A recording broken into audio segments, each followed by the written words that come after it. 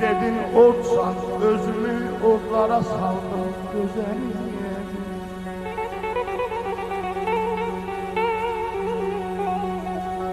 Ne kadar naz ededin, nazını çektin.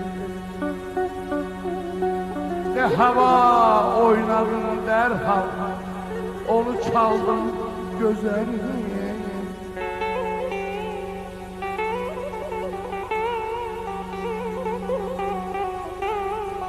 Neme yol versem eğer, ben de ölerdim çoktan. Ölmedim, təhcə sənin xətrinə qaldım gözəl.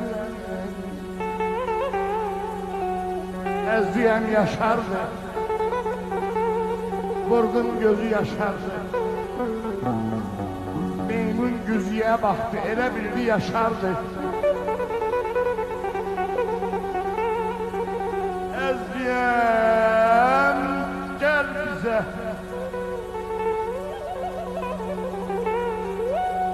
Gedeyimize gel bize.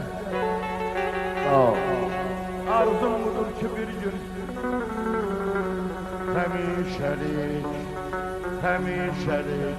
Hemişelik gel bize, gel bize.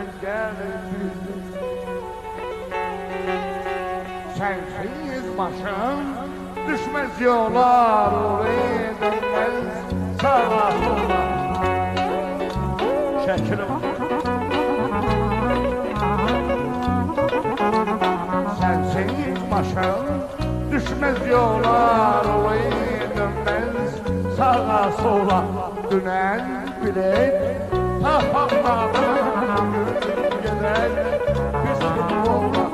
Gel gülcan, öz yarım gel gülcan, baharım gel gülcan, öz yarım gel gülcan, baharım.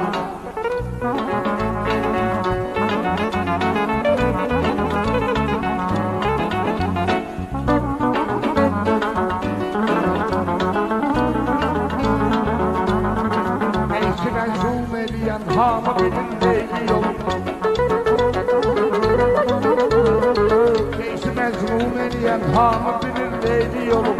Leylinin mecnundan ondan daha çok meyli yolum. Leylinin mecnundan ondan daha çok meyli yolum.